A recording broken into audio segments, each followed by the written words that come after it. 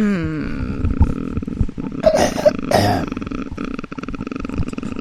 going. Keep going. Keep going. Can you keep going? Professionals.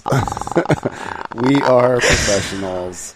And we are back with the Coach Strength Podcast. Today we are talking about recovery. We're talking about why you need it, how to get it, and why it actually makes you better. I think a lot of people think that the more they work out, the harder they train, the better they're going to be, versus thinking about having a good work-to-rest ratio that allows you to be at your best. Right? You're only as good as you recover. That's a true statement. What are some other statements that people say like that? You can't overtrain. You can only under recover. Yeah. Boom. What else? Just do it. That's Nike. Not related to recovery at all. Awesome. So yeah, you guys were talking about recovery, and I guess basically the reason why we're doing this podcast is just to get it out there that, like, you need this stuff. Like, it's where the money is put in the bank. It's what actually makes you better, right? I remember one of my coaches said that a long time ago, and it always stuck with me. He's like, it'd be like if you went to your job every day, collected a check, but never put that check into the bank. He's like, you're still poor. Right. And he's like, that's what recovery is actually taking that stuff and putting it in the bank, so you actually become richer, you become better. So what are the different things that people do in their everyday lives, you guys, that they would need recovery from? CrossFit. That's one. Work. That's two. Well, in seriousness, CrossFit, work, family, raising kids, life. It's like we have a constant influx of stressors. And so those are all things that could be recovered from, and that we should prioritize recovery. And CrossFit is a very big stress on your body. And so finding ways to recover from that stress is huge as well. People think of that kind of probably throws people off right now. It's like, well, I'm having a stressful day, so I go work out to relieve stress. But they don't really notice that, yeah, it might relieve some stress, but it's also adding stress to you. Yeah, and that could be a good thing, right? Or it could be a bad thing if it just becomes a bad loop of that constantly happening where we need stress. Yeah, we need stress, and exercise can help reduce stress, right? Kind of helps calm the mind, I guess, and gets you to get to sleep, which helps recover. And so I think that's like the big one. That is, if you're utilizing exercise as a way to de-stress, hopefully you're exercising hard enough that allows you to get better sleep and to get into that recovery mode, which is actually what makes you feel better. It's, the next day at least. Yeah. So I think there's a few different things that can cause you to need recovery. And I think one of the most underlooked ones is that mental stress. Like, I remember I used to have that Whoop strap, and I would wear it at my level ones. And on the days that I didn't work out, my strain on the Whoop strap was higher than it was on the days that I was just working out and not doing a level one. Like, the mental effects of the stress of, like, oh, don't mess up your lecture and make sure you're on point with timelines and all that stuff was manifested as physical readings of stress. Totally, exactly. And I sleep really good on those nights. Usually after those Saturday, the first night, you usually get some pretty good sleep. So I think it's important that we understand that, like what Natalie said, that it's a constant influx of just stress that's on our bodies, whether that be from social media or whether that be from emails or whether that be from work or actually working out. And so prioritizing recovery is extremely important. So let's start diving into some of the stuff that we can actually do to recover. Like, what are the steps? What can we do? Well, I would, if you are okay with touching on it, Wes, yeah, I would love to know, or I would love for you to explain what the difference between something like strength and cardio is, and what's actually happening that needs the recovery. Yeah. So, and all of this is like, we're just scraping the surface, like you could dive deeper into what would make one person more sore over another.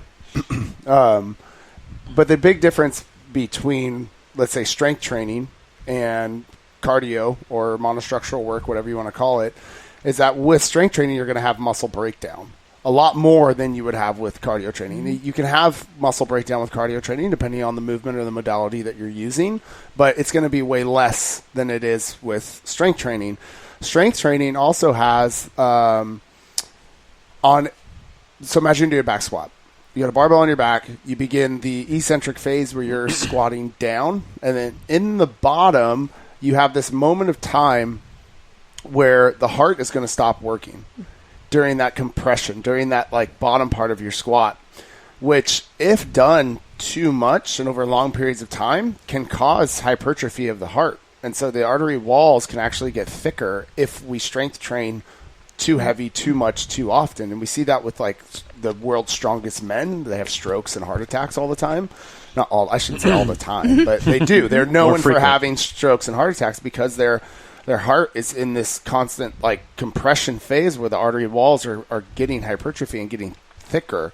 So it's important that if you're not trying to be the strongest human in the world, that you're mixing cardiorespiratory endurance, which helps kind of like get the heart to pump and move and flush that stuff out, and strength training to get the skeletal muscles to be strong. So think of cardiorespiratory endurance or endurance training like strengthening the heart, which can happen with weightlifting as well.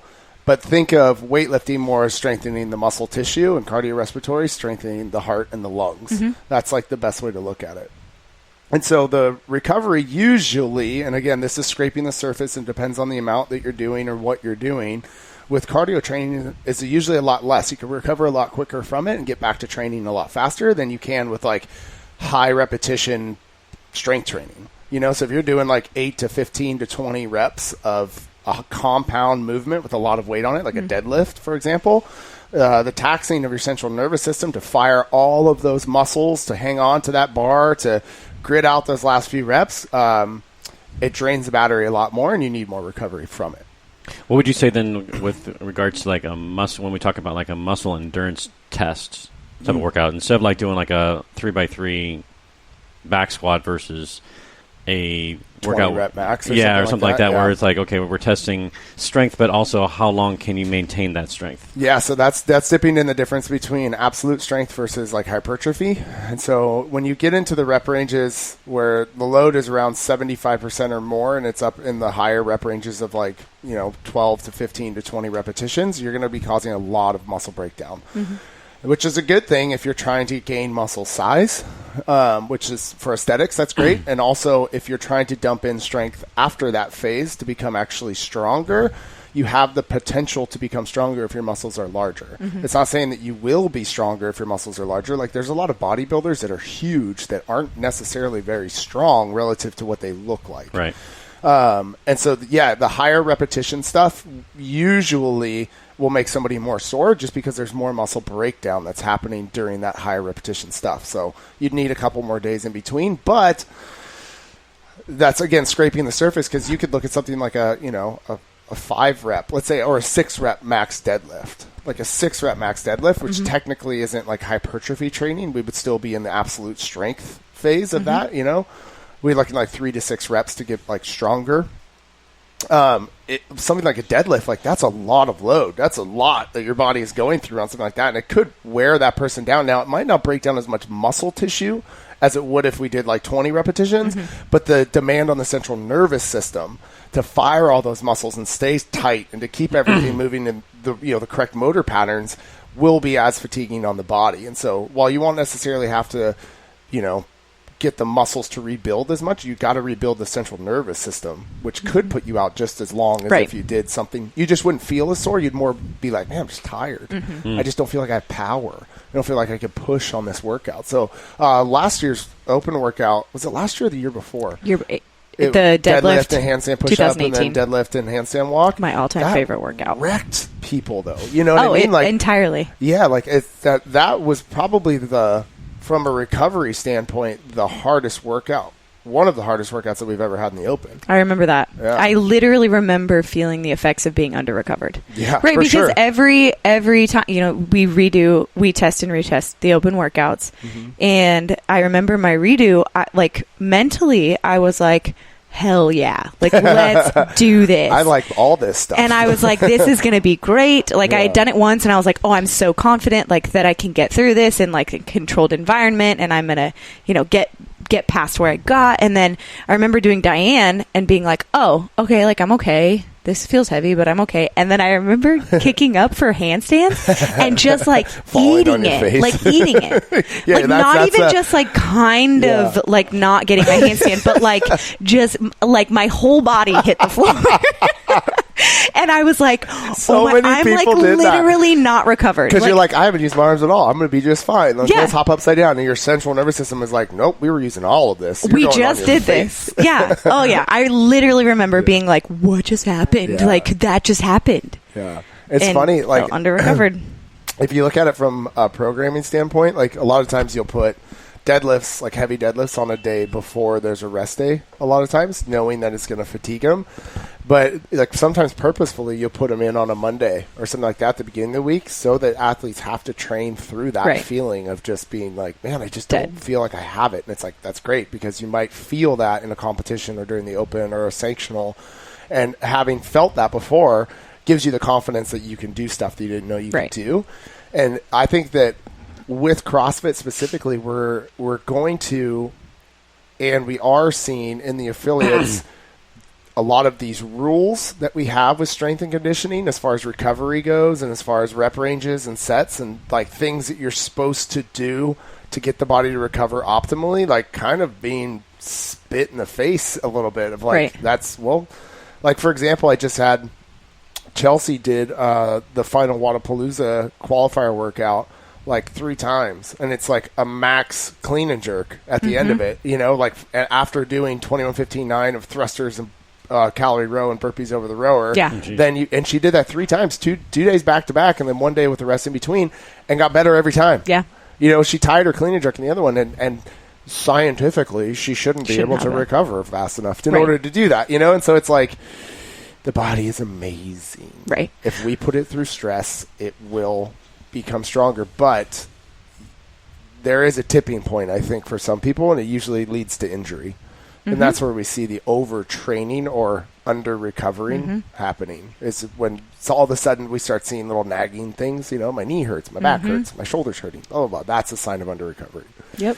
But what's the purpose of the athlete? Because Natalie's smiling at me right now because she's like, yeah, my elbows hurt and my blah, you know, and it's like, so do NFL players and, you know, basketball players. Everything hurts all the time. And it's like, if it's your sport and it's what you're trying to do, like, you're going to deal with that stuff a little bit. Oh, totally. And then you try to, excuse me, and then you try to, before the competition comes up, deload and get the athlete back to a normal. And you just have to pay attention to it throughout. We're going on a tangent here. I'm going on a tangent here.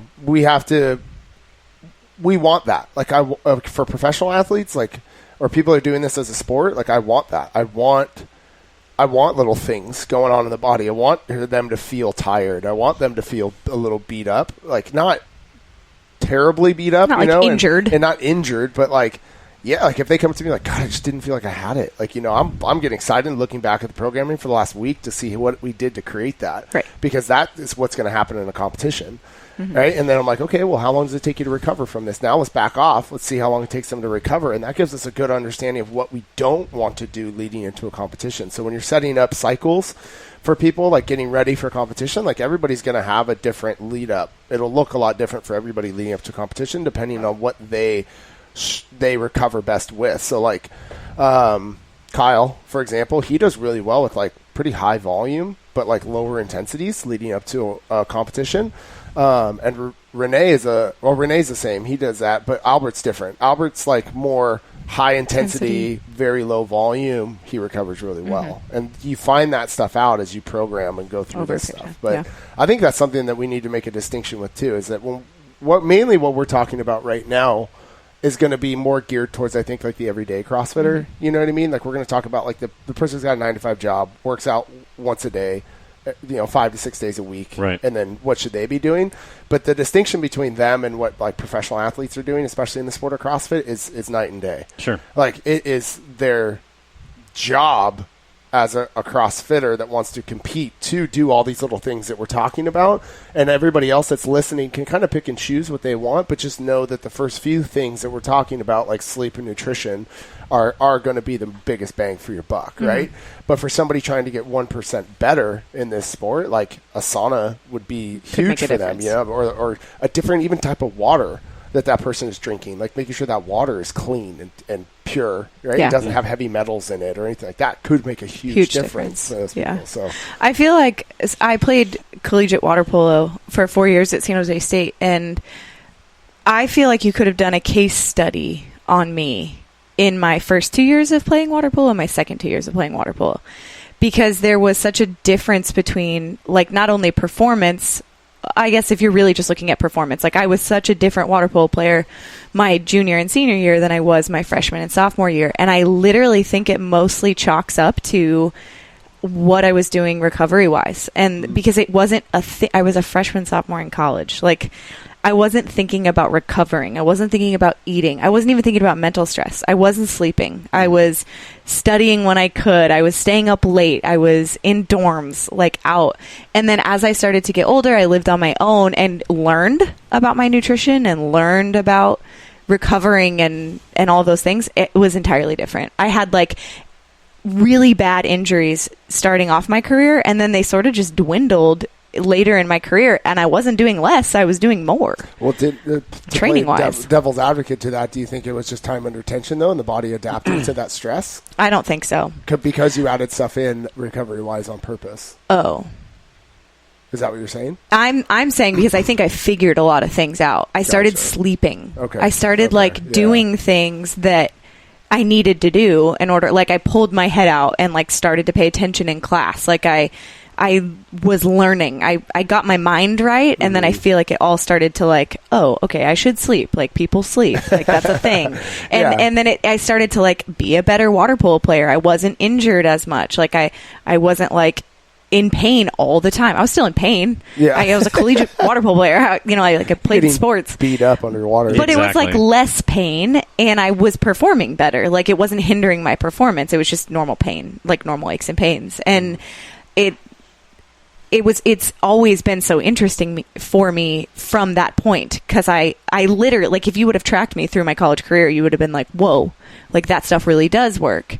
And it was interesting because I was getting older. It's not like I was getting younger, and it made a huge difference. So I've always been aware of that sort of stuff now, which is cool because I'm in a different sport and it's done me a lot better. Yeah. Brett, you've had like some kind of like little injuries here and there, like since you've been doing CrossFit and stuff. Like, tell us a little bit about that. Like, what have you done to help yourself like with those types of things? Generally, it's injuries, shoulders and then knees as well, mainly knees. It's mainly more being cautious of what I'm going to be doing, and taking time off if I need, not going as hard, or okay, I need to scale things if I need to.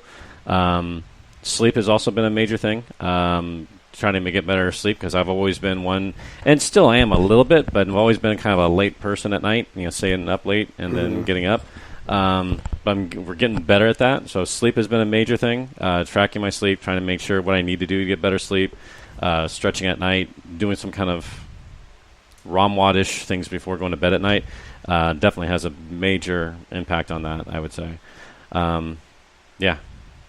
That's like one of the things that I wish I never started doing. What's that? Because now you can't do it. You can't sleep good without it. Well, no, like stretching in general, like with ROMWOD, for example, is that like I feel so good when I do it. Right. Like every day, if I do it every day, I'm like, man, I feel amazing. I could just hop into a squat. Like I feel great, And then you do it, like you miss 2 days of doing it. You're like, I feel like old. garbage. Like, you feel so tight. Hurts. Yeah, exactly. And it's probably just, if I had never done it in the first place, I would have just been like, oh, this is just normal. This is how you feel, like wouldn't have noticed it. So, all right, let's start diving into like some of these things that people can do to actually make it better. And I think the if you're going to invest in anything, invest in your sleep.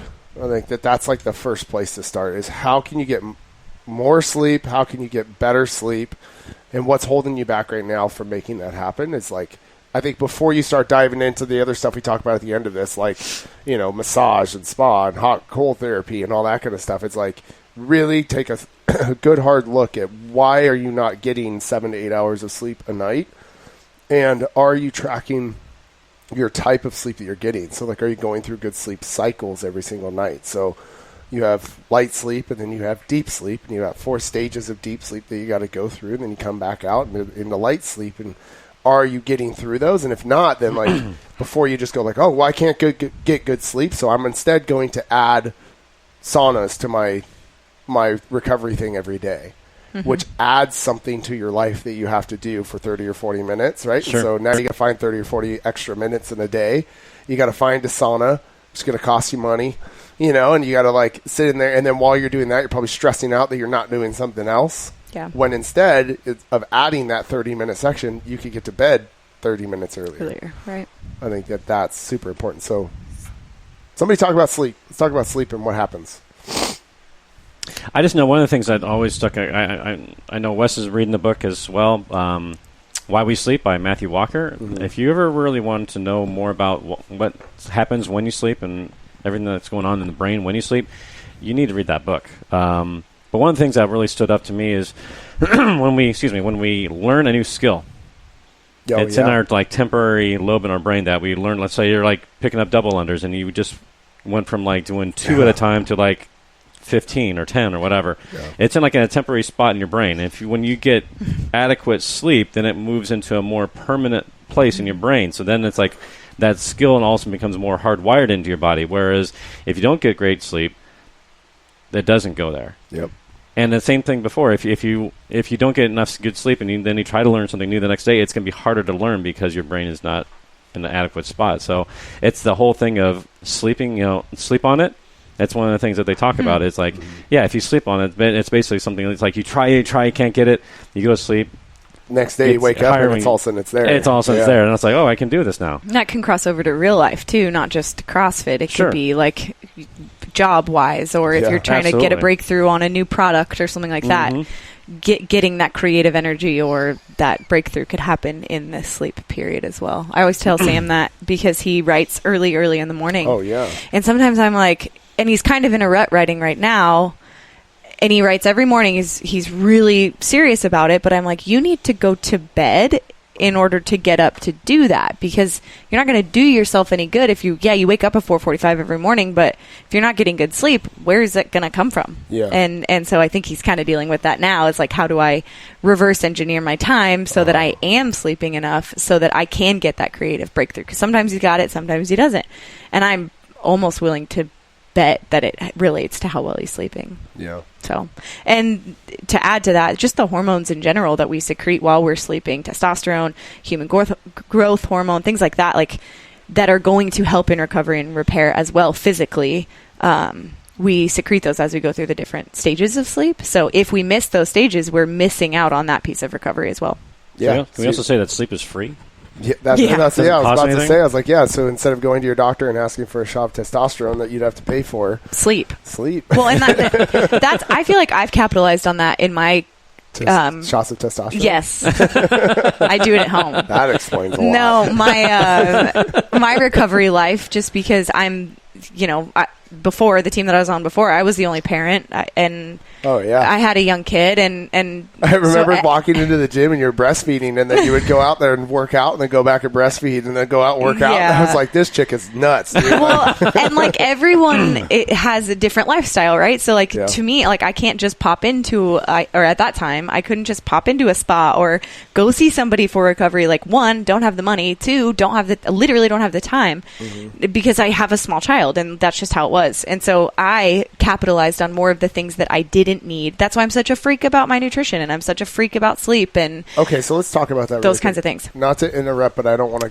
go past this. Is that you're a mom? I am a mother. You work an hour away from your house, so you drive 2 hours every day to your job. You're gone all day long. You're training to be like a competitive athlete in the CrossFit space. Where do you get the time?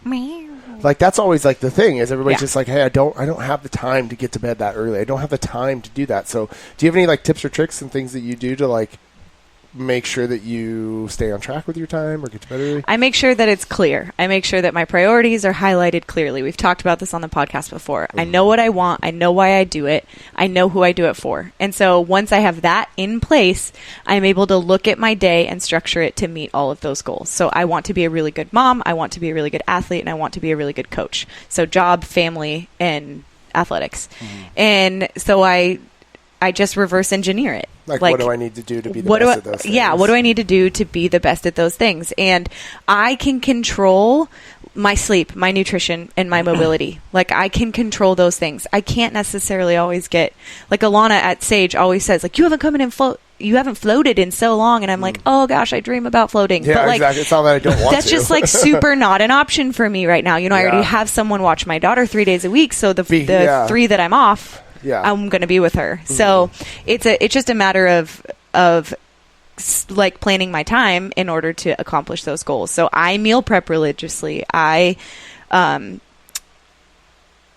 set my bedtime app so that I know that I'm getting X amount of hours of sleep, and just make sure that those things are good, because I know that they're going to get me to those things that I want to do.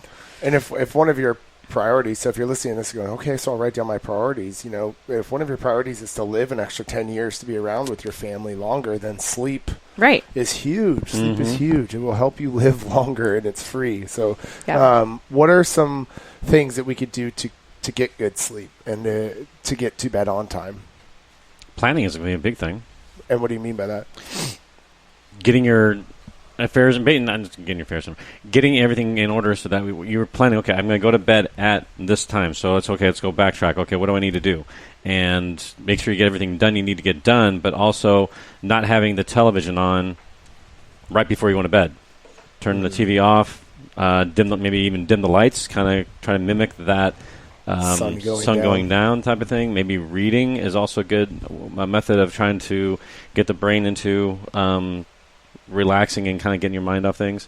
A lot of times I'll read before going to bed, and sometimes I'll almost fall asleep reading, and it's like, all right, cool. I know. I'm good to go. It's like tryptophan for me almost, exactly. You know? It's like narcolepsy when I open a book. I get like, and it's kind of sad because I get like into a book I really want to read, but every time I open it, I'm like 2 paragraphs in and I'm just falling asleep. Yeah.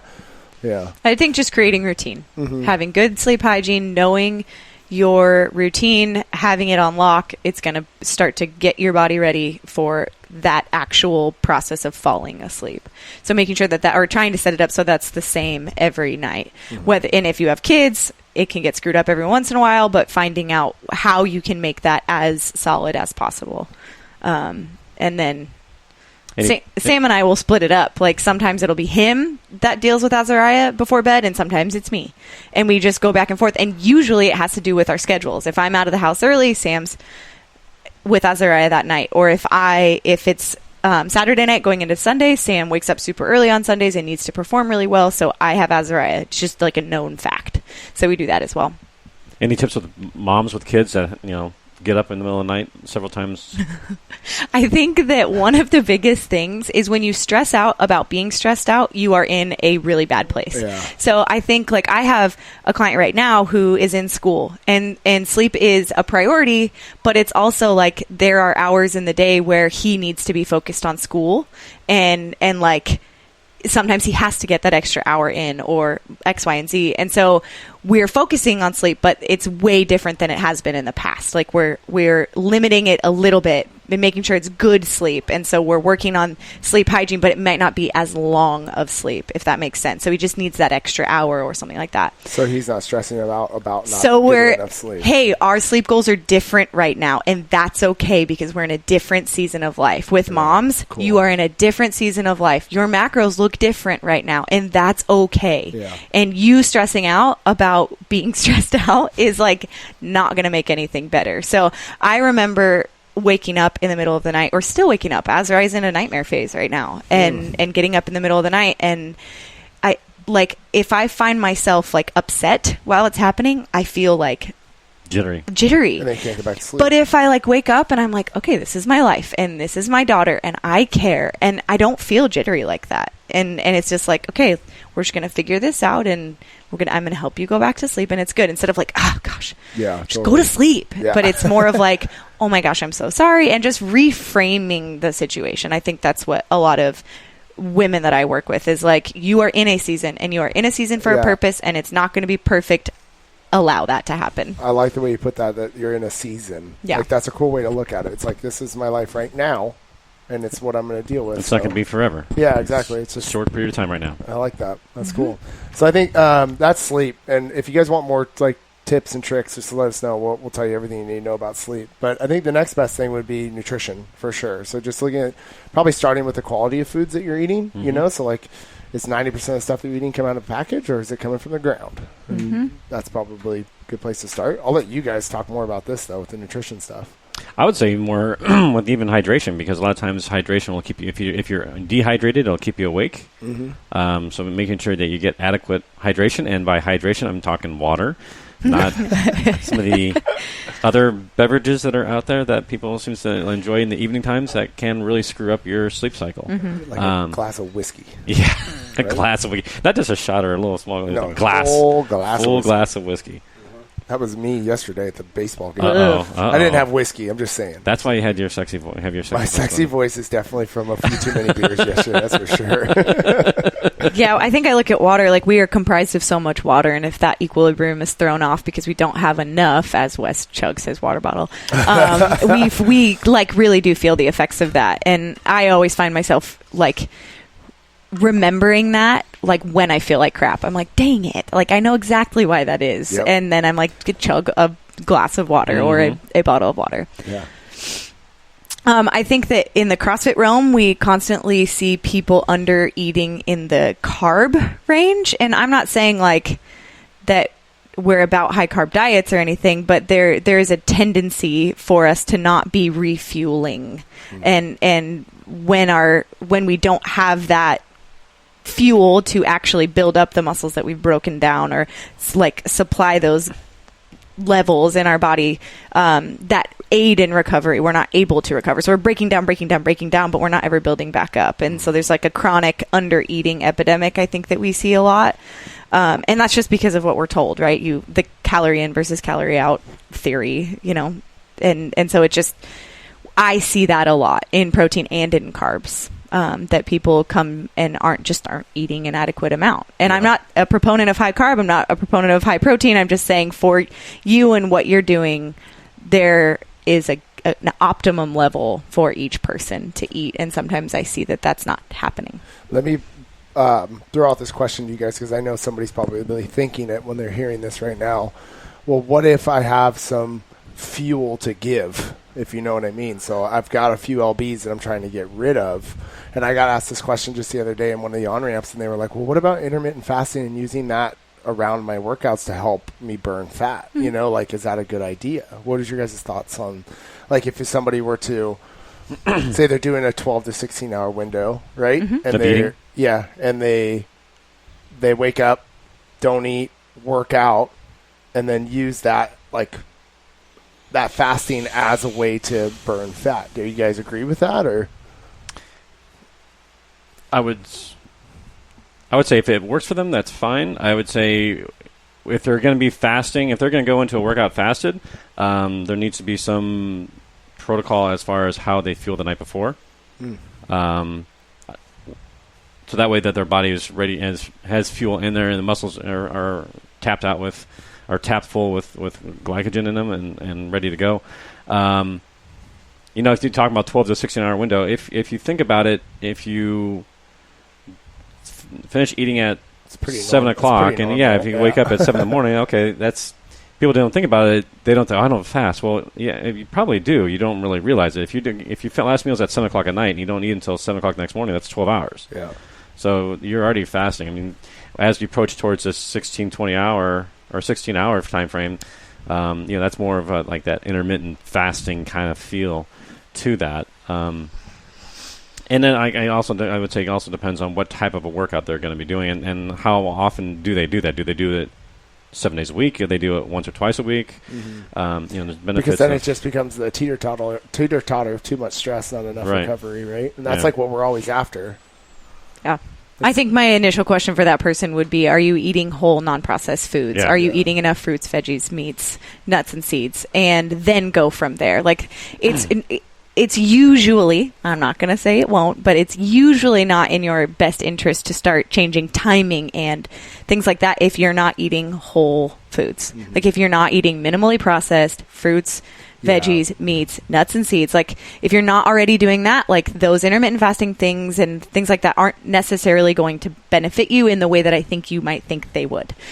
So I would figure out what that person's diet was first, because if they're, still eating mostly out of a box and their sugar content's really high and things like that, I think that that's called a Band-Aid, and intermittent fasting for them would be a Band-Aid. Totally. And in regards to I've got pounds to give, or I want to burn what I have, I try to break it down in like a fire aspect. I tell people, like, when you add things to a fire, it burns. And I think that our bodies are so good at staying alive, and it's their goal to stay alive. And so when we chronically underfeed ourselves, especially when we're stressed out, our body's like, I'm going to hold on to that in case we go into a famine. She's not going to feed me, so I'm going to hold on to that. I don't trust this chick. I don't trust her. And so instead, like, when we start to feed it, you can see that things start to burn faster. And I mean, I've seen it time and time again. I'm not saying it works every single time, but a lot of the time it does.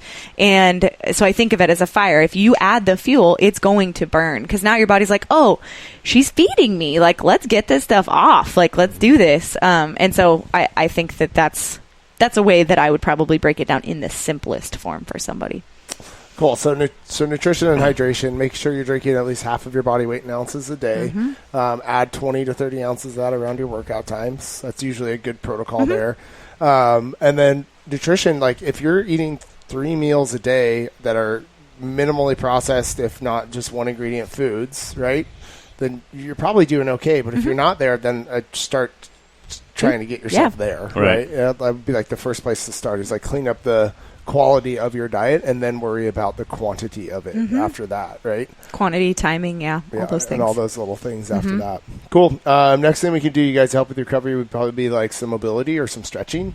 So whatever muscle groups you used in the workout, like trying to take advantage of that range of motion that you probably gained in the workout, moving through those range of motions and like holding on to it. So doing some warm downs after the workouts, I think, are something that is very underutilized and helps tremendously in your recovery. What I mean by a warm down is, let's say that you have 3 different types of workouts. You got a really short, crazy anaerobic type of workout, like we'll use Fran as an example, where it's just go, go, go, no stop, all gas, and at the end of it, it's like a car wreck. Right. Everybody's just laying everywhere.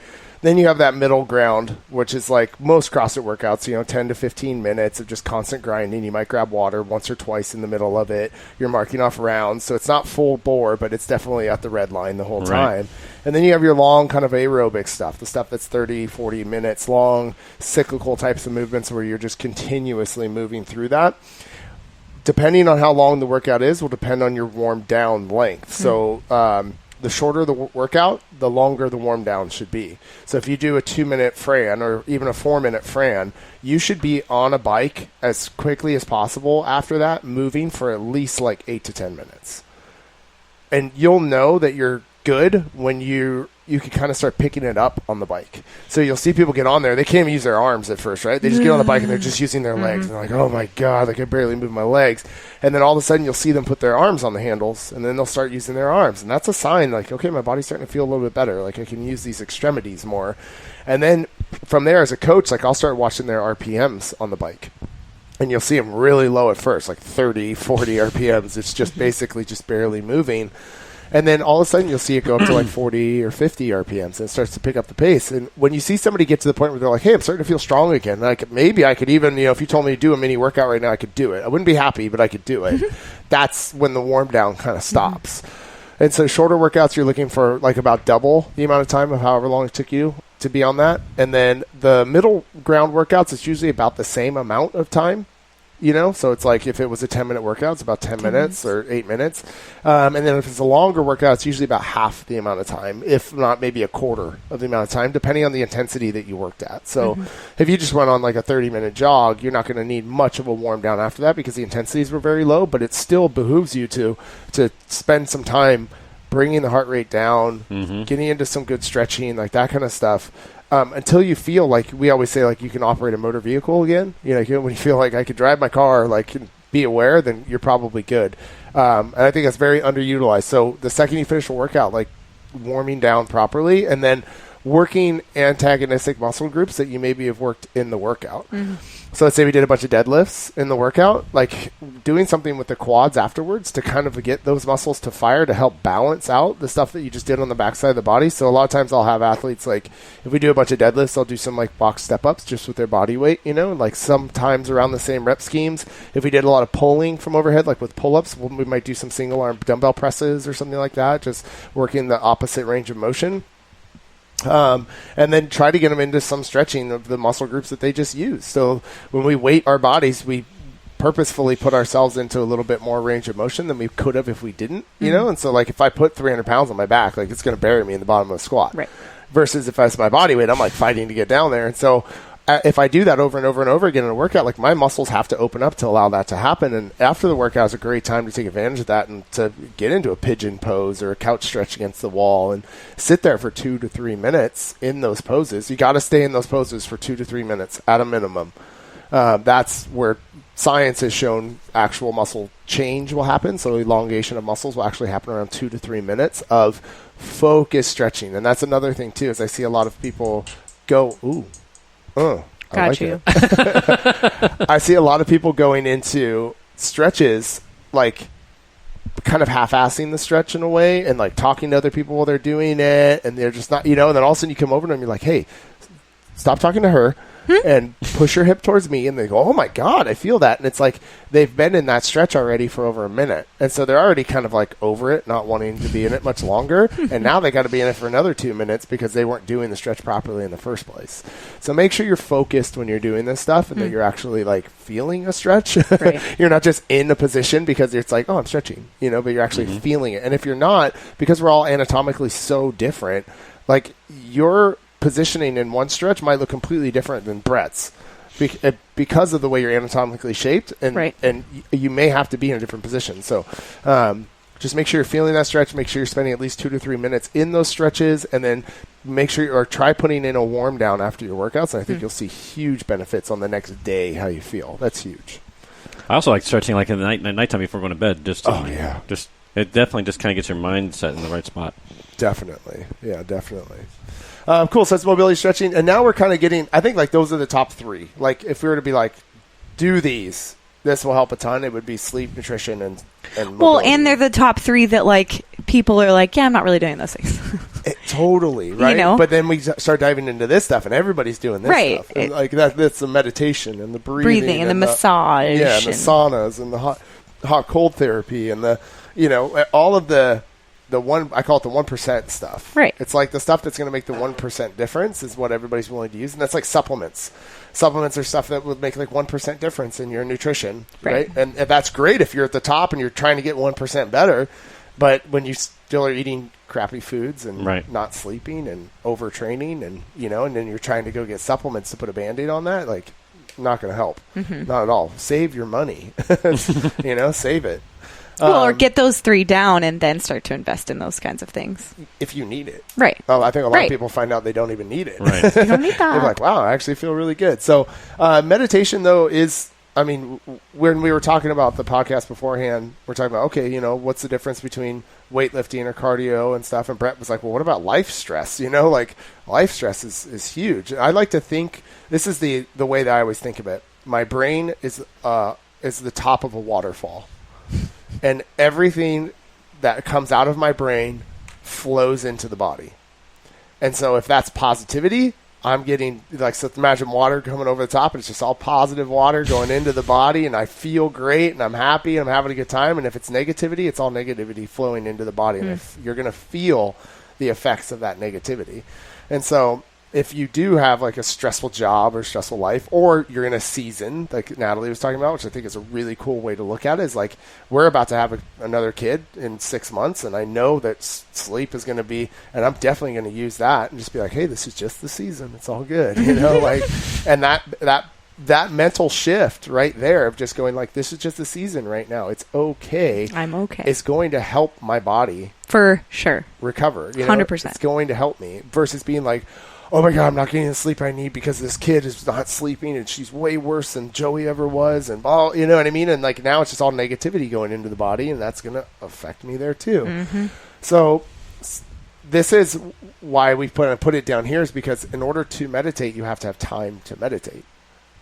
Like you have to set aside time, at least 10 to 15 minutes somewhere by yourself to actually meditate. And that's just added things to your life, right? So but have you guys done any meditating or practiced meditation? I dabbled in it. I haven't really done too much of it. Okay. Natalie? Yeah. I feel like I really enjoy meditation, and I think that, as I write on this piece of paper right here, I think that my meditation time is also my like creative space time. Like if you put a pen in my hand, like I'm able to breathe deeper and like sit and do something for a long period of time, and it's relaxing for me. So I kind of mesh the two, like meditation and like doodling. I know that sounds silly, but like really, I am able to breathe deeper and clear my mind clearer than ever when I have a pen in my hand and a clear notebook. It's because you're focused on that one task. Mm-hmm. That's what meditation is. Yeah. So I blur the lines a little bit between the two. So the answer is yes, I meditate all the time. Mm-hmm. I think if people, that's a great thing to say, because I think a lot of people look at meditation as like, oh God, I got to be in a room with candles lit by myself and incense, right. and like gongs going off every 5 minutes. Like that's meditation, and it's not. Meditation is CrossFit in a way too. Like that's why I know that's why I enjoy CrossFit so much, is because it's almost impossible to think of life stressors when you're doing thrusters and you feel like your heart's going to explode. Mm-hmm. You're like, all you can focus on is that thing in the moment that you're doing right now, which is meditation. And so it's whatever puts you into that state where you don't have 5 million things going on in your head, but you could just focus on one thing. That's adult coloring books. Those have been kind of like a big thing lately. Yep. It's like a big old coloring book, and sitting down and doing that for 5 minutes, it could be considered meditation and might help you feel better. So don't look at it as like, I got to go sit in a room by myself and breathe. Like look at it as like, are there things that I can do daily, at least one thing a day, that will allow me to just forget about everything else and just focus on this one little thing, which helps chill out. Everybody sees it. Chill out.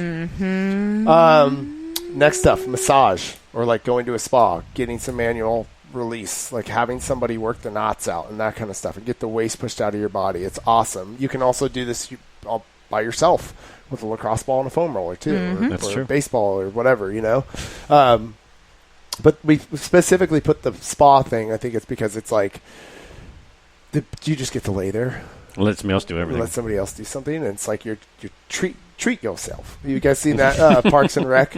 Have you seen that show, Parks and Rec? Oh man, I just ruined your lives. You guys are going to go down the Netflix hole now. Yeah, no, I don't think so. Oh man, it's so good. I don't think I'm going to, actually. It's so good. It's funny. Parks and Rec is like one of the best shows that have ever was made ever. And there's this, like, I can't remember, it's like the last Friday of every month or something like that. There's like these two people that work in the office together, and they're like, it's Treat Yourself Friday, and they go out and like buy themselves things and get ice cream, and they're like, she's like, I don't know if I should buy this, and he's like, treat yourself, and she's like, treat yourself, and then she gets it. And that's what you guys should be doing every once in a while. Treat yourself. Go get a massage if you can. Go get pedicure, manicure, whatever it is that allows you just to fade away. Yeah, exactly. Hot cold therapy. I have done a little bit of this, but more of the cold therapy, and I like a lot less of the actual transition between the two. Yeah, the contrasting. So, have you guys done this? I've done the hot and cold transition. There's a place in Carmel, California called The Refuge, which I freaking love that place. I hear a lot about it. Still have never been. It's so awesome. It's so awesome. You can't talk. They forbid talking, so it's just, you just hear music, meditation type music playing. They start you off either on dry or wet sauna. You're in there for 10, 15 minutes. And then you immediately transition to one of two cold water pools. One's colder than the other. I think they say one's like ocean water and the other one's like cold river, mountain water. Oh, God. And you do is like 5 cycles of going through there as slow as you can. And then so how long does that take to get through 5 cycles? It can be 5 seconds. Depends on how fast you walk through it. Okay, or if you can like go under and like get your head underwater and hold your breath underwater or whatever, just chill out there. And then after that, then you basically just kind of chill out either like on a hammock or Adirondack chair or they have these like gravitational chairs, something where you just kind of lay back. I basically fall asleep during that phase. I'm like, oh God. Imagine if you could just do that every night. Oh yeah, God. And then you go from there, and then you go into the hot tubs. Nice. And then you chill in the hot tubs, and then you just repeat that cycle, and you do as many as you want. I usually last like 3 or 4 hours. And afterwards, I'm always like, why didn't I just like book a hotel? Because I don't want to drive home. Yeah. I'm so like chilled out. I want to do that. It's so awesome. So bad. I did the cryo, the like full body chamber. So the cryos where they use liquid nitrogen, and you just like put your body in, but not your head in. In Walnut Creek, there is a place, a U.S. cryo place that's like full body chamber, so your head goes in everything. It's like a meat locker, but it's like freaking freezing. And whenever we went to Diablo in Pleasant Hill, Pleasant Hill. It's in Pleasant Hill. We would go to U.S. Cryo and do it, and they had like all the stuff. They had the cryo chamber, which was like the big thing, and then they had red light therapy, and they had a massage table. They had a sauna, a couple other things, Normatex, and the cryo was so rad. It was minorly stressful. Like if you get like really stressy, it can be a lot, and you might only stay in for like a minute, but your goal is to get in for longer, and your whole body like legitimately freezes. You go in as little clothes as possible, and like your eyelashes freeze. Like it's so rad. But I remember every time I would get out and just be like, oh my, like it was the best feeling ever. Like just this rush. And then as you get warmer, the blood flow, it was just like I wish I had one of those in my house. I'm still up in the air about those things. You need to do it. We need to do it. I've done a couple. We should do it. I think it would make you feel amazing for sure, because it just kills all of your senses. Like, and you're going to feel great when you put ice on something because you can't feel it anymore. And you're like, oh, I don't feel it, so I'm going to move around and get blood to flow, which is actually what heals it. The only thing that concerns me about the cryo stuff, I'm pretty sure we could talk to a scientist or an archaeologist maybe, and they could tell us that humans have never been in that type of cold. Yeah, they have. In the existence of humankind. It's a negative 200 and something degrees. But it's a short thing. It's really cold. But we've never, ever, ever felt that, ever. So what is that doing to us? I'm sure that there's actually people who live in like... podcasts. Yeah, I get a podcast on there. Yeah, there's no way. Google it right now. Has it ever been that cold ever anywhere? I feel like it has. Negative 200 degrees? It's not negative 200 degrees, isn't it? No. I thought it's like negative 200 and something degrees. It's effing cold. I'll say that much. It's not negative 50. I'll tell you that much. It's. All I know is I really like it. Has it ever been negative 200 degrees? I don't. On it's. Earth? Coldest temperature recorded on Earth is minus 135, so still not even close. How do you're positive that the thing is that it's on the internet? No. How cold? Google how cold does cryotherapy get? Yeah, or full body cryo in East Antarctica. So I believe it. If it was in East Antarctica, I'm trying to look, but it's going really slow. But anyways, so I was just saying, I don't like it. I'm still a little sketched out about that. No, I love it. Like, I think it would... But if you move fast enough in there, you can get, like, a full-on burn. Sometimes below 200 degrees. That's insane. Competitive advantages. Wait, what? Yeah. Cryo. So this is, like, into the weed stuff, though. But, like, the hot and cold therapy, I think it does have some pretty good benefits. Like, you're going to feel it, for sure. I don't know about the cryotherapy thing. I'm still up in the air. Natalie loves it. You've done it. You said it helped you. It freaked me out the first time. Like I was like, how much more time do I have in this damn thing? Oh yeah, I'm not like Zen while I'm in there. No, you're definitely not Zen. You're like, but I've also delivered a baby and survived, so it's nothing. We're wusses right now. 19 hours of that. During the treatment, your skin temperature will decrease between 30 and 45 degrees. Oh man. Yeah, we used to have competitions whose skin decreased the most, and they were the winner. Oh my gosh. Okay, so that's something you guys could do to help you recover, and then cool. But all that stuff is just like, okay, so if we look at it's fluff. It'll help if you're doing all the other stuff. So if you're sleeping really good, if your nutrition's dialed in, you're making sure you're warming down after workouts and getting some good stretching in, like working the antagonistic muscles, so the opposite muscle groups of what you worked, like do those things first.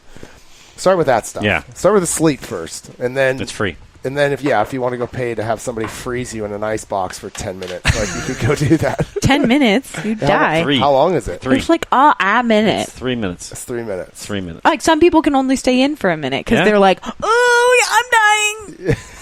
Yeah, that's a sign you shouldn't be in there. Hey, it's like taking a cold shower in the morning. Not even close. That is not even close. I wouldn't, no. Jumping in the ocean, maybe you get a little bit of idea, but no. Yeah. Cool, you guys. So that's our podcast on recovery. There you go. There it is. Oh, somebody actually asked a question about active rest versus full rest, right? Mm-hmm. Let's make sure we hit that really quick. So there's 2 different types of rest days that you guys can do, which is actually something that we didn't talk about at all. We didn't talk about taking a rest day. We talked about all the stuff you could do to recover, but taking a rest day is very important. If you're a CrossFitter specifically, Coach Glassman found out early on that if he had athletes go more than 3 days in a row, that he saw diminishing returns on their scores. So, like, they would get weaker, times would get worse, that kind of stuff. So we usually suggest 3 days on, 1 day off is a good way to try to get a good routine to try to get yourself to. But starting off, you may not be there. I heard Coach actually say this just the other day at a conference that we were at, and I really kind of was like, wow, made me rethink things. One of the older athletes asked him that question: how often should we work out? Like, should we reach 3 days a week, 6 days a week, like how often? And he said you should work out 3 times a day to this 70-year-old athlete. Whoa. And that's what everybody did. Went, wait, what? Like, that sounds kind of crazy. And he goes, I want you to wake up and do something before you eat. So I want you to, maybe that's walking up to the driveway and getting your mail and doing a couple air squats up there and then walking back down and then having breakfast. And then I want you to do something before you have lunch. And maybe that's a CrossFit workout. Or maybe it's getting on a rower for 10 minutes. Or maybe it's whatever. And he's like, and then I want you to do something before you have dinner at night. And he's like, maybe that's going on a walk with your family. Or maybe it's going on a light jog. Or maybe it's something. And he's like, but I don't want you to do stuff 3 times a day that leaves you wrecked for 3 days afterwards. And he's like, I want you moving. I don't want you sitting on a couch for 8 hours. That's the big one. And I was like, wow, that makes a lot of sense. And so I think when people are first starting out, more may be better, but less intensity with that more. So just getting moving constantly and like getting used to just sweating a little bit and moving, but keeping the intensities really low so that it doesn't destroy you, so that you can work out the next day and you can do stuff. So so taking an active rest day or a full rest day is just dependent on the person, and having distinction between the two is very important. A full rest day is like you're not doing anything. You're doing as little movement as humanly possible, except for just your daily activities. You know what I mean? So like that's the 10,000 steps thing. Like everybody's like, oh, I got to get my 10,000 steps in. And it's like, the 10,000 steps just means you're a normal human, right? And you move your body just enough to be considered a normal human. That's what 10,000 steps is. So that would be a good thing for people to look at during like rest days. It's like, okay, I'm resting. I'm not doing anything today, but I'm going to still make sure I get 10,000 steps in. So if they're moving around, they're getting blood to flow. And then an active rest day is where you're actually doing something that's causing you to sweat. It's causing your heart rate to get up. It's causing your internal body temperature to get a little higher than it normally would be, which can help with blood flow and help you recover. But what an active rest day is not, is coming into the gym to like get on a rower and row, and then at the end of it, PRing your 2K because you felt good and you wanted to push it. You know what I mean? And so it's just having the the wherewithal to know that, like, okay, it's an active rest day. I am not allowed to push hard. I'm not allowed to be like, ooh, I'm feeling pretty good, and this hill looks pretty nice. I'm going to sprint up that hill. It's like, no, you're going to walk up that hill, and you should feel better afterwards than you did before you started the whole thing. So, take full rest days when you're feeling a little bit more beat up, and take active rest days when you're feeling good and you want to do something, but you know you should rest. Right. You know, like that's Kat, right? I made her, like, literally, like, on Thursdays, you're not allowed to work out. Like, I'm sorry, because we were seeing little nagging injuries and stuff happen with her, and she was like, I don't know what's going on. And I'm like, I know what's going on. You're working out too much. You know, and that's a tough thing for a lot of people. So, right. So make sure that you're listening to your body and you're using an active rest day or full rest day to help you recover from that. Sounds Sweet. good. Yeah. Sweet, guys. If you have any more questions about how we can help you recover, hit up Natalie or Brett about the nutrition stuff. They'll be able to help you out with that. If you want any help with your workouts or anything like that, or helping with, like, come up with a good warm down routine or something like that, or want to talk more about that, hit me up, and I'd love to help you guys out with that stuff. Sweet. There you go. Cool beans. All right, guys. See you guys later. See you.